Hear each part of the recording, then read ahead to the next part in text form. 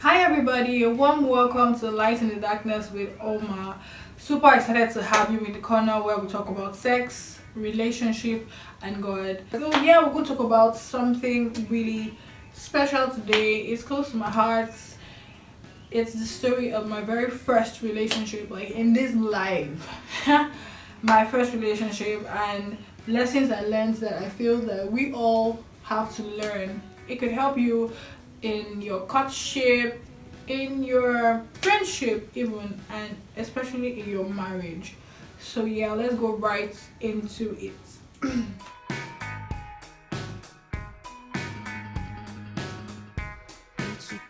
My first relationship was in uni.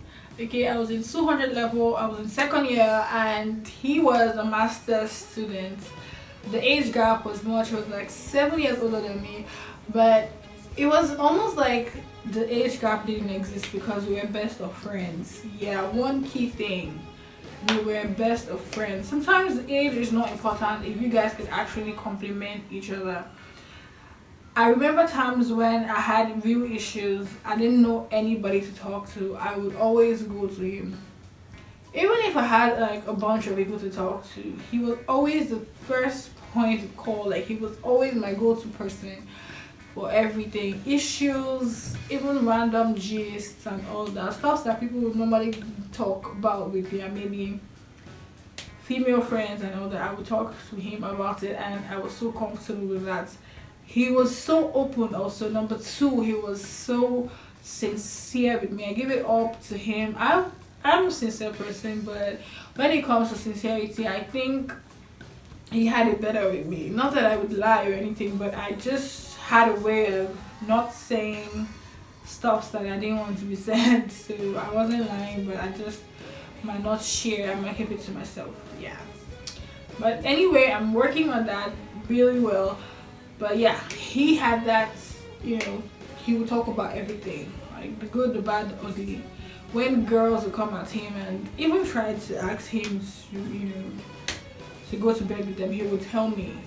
And he would tell me to do different reactions and all that. And sometimes I would just freak out, Sometimes people don't talk to others about stuff because they feel like they're going to freak out.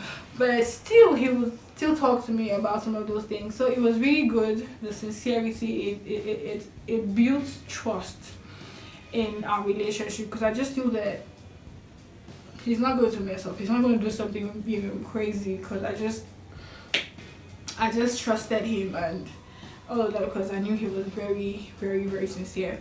I also want to talk about something else that happened that was, the pattern for us. It was the vision orientation. We had a plan. We had somewhere we were going. We wanted to get married. That was the vision we had. So yeah, I know that our plan wasn't very robust. It wasn't all encompassing, but the fact that we knew we wanted to settle down, to have a family, was something that helped us to, weather the storm. We stayed together for like 2 years plus before certain things happened. I'm going to talk about what happened before the end of this video, but yeah, the vision we had, the fact that we knew we wanted to settle down helped us, to not just break up at will. Family was also involved at some point. My parents knew that there was this guy, and yeah, it was it was official in a way. Certain times he would even call my sister, my mom, and say, I just want to greet you, I just want to say hi, and things like that. So it was a vision oriented relationship, and it really helped us to weather the storms to a very, very, very large extent. Another issue we faced in that relationship was intertribal issues. Not from us directly, but from family, especially from my family. They're like, oh, these people are like this, these people are like that. I'm generally not stereotypic.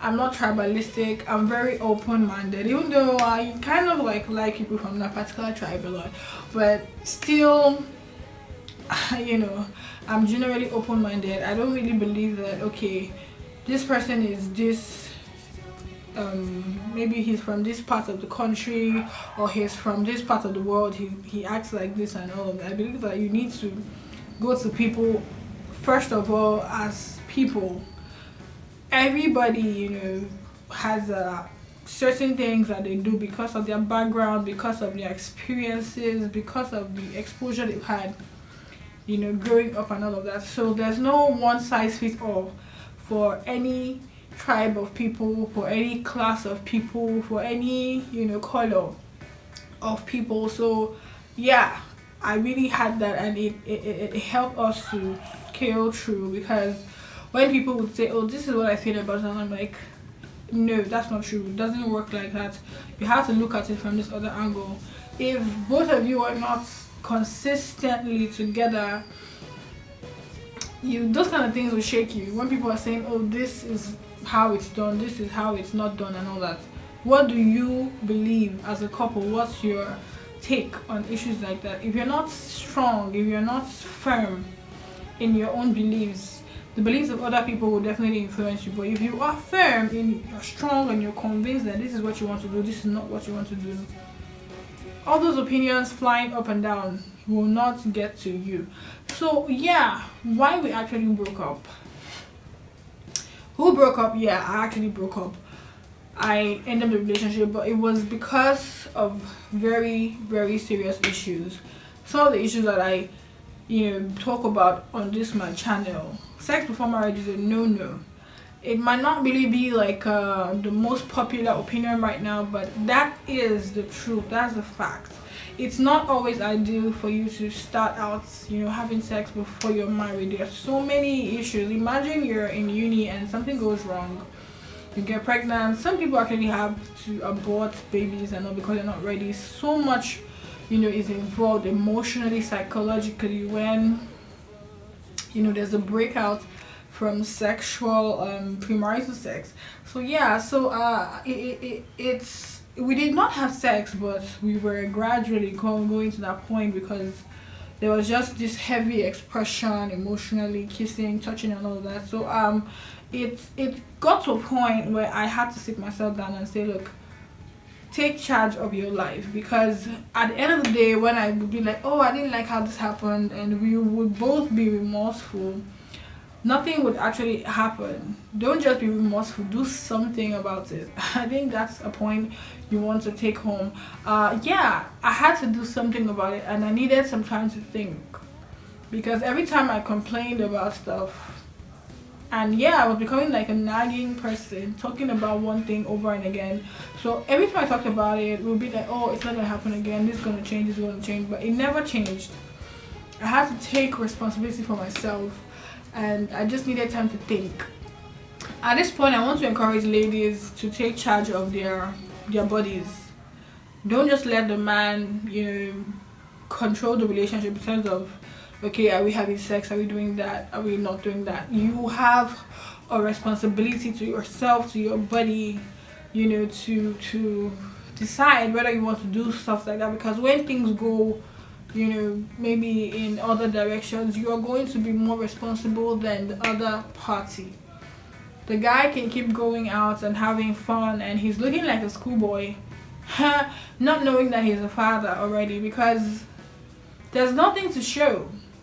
But for the woman, it affects so much. It affects everything. She wants to get a job, but people are like, pregnant woman cannot do this thing. So much is affected by the very fact that she's pregnant. But it doesn't happen like that for the man. So you have to take responsibility. Or you'd be like, oh, come on, what's there? Is it not pregnancy? You try to get it out. That is not what I recommend on this channel. We do not, speak for abortion in any form. But even if you want to do that, even if you want to propagate that position, it affects your body. It doesn't affect his body. If something goes wrong and they say, okay, maybe this woman can't give birth again, the guy can still reproduce, he can still procreate, but the woman is affected, So it's there's nothing that goes wrong with the guy when he impregnates somebody.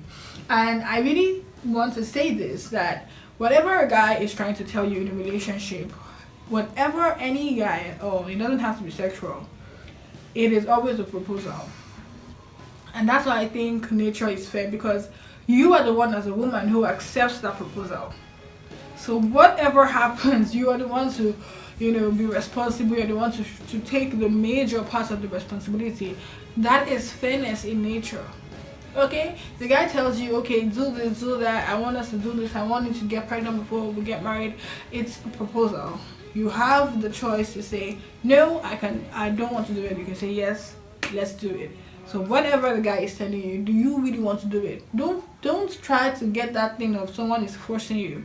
Rape is a different thing altogether. But you're in a relationship with somebody, and the sexual activity and all of that, it's not just for him to decide. You are also an active participant. You're also a key stakeholder.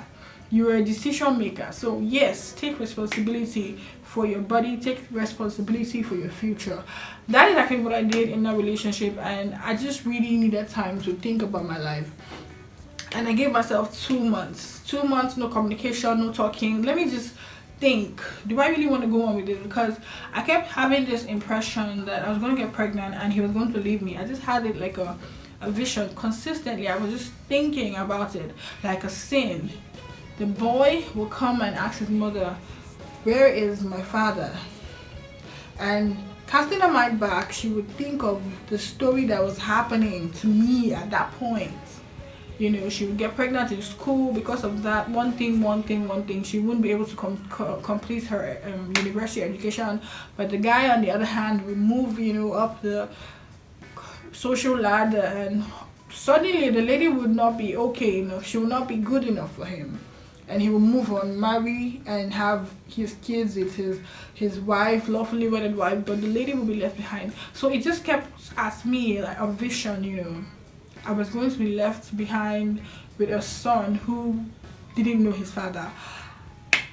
I know that might be a bit supernatural. It doesn't happen to everybody, but it happened to me. And I just knew that was a way of God telling me that, look, this is not the path you're supposed to take, and all of that. It's going to end badly for you. So I thank God also for the strength to make the right decision. Yeah, I made the right decision, and I really just needed time to think. And by the time I was done with 2 months, just clear head thinking, I realized that I needed more. I needed more in the relationship. Something that I really needed was self-control. And I needed the God factor in my relationship. It's good to have a vision of, okay, I want us to get married, I want us to settle down together and all of that. But what about the God factor? What about what you want to project to your children and things like that? So it was just key there. Fine, we had a vision. We wanted to get married. We're not just dating for the fun of it.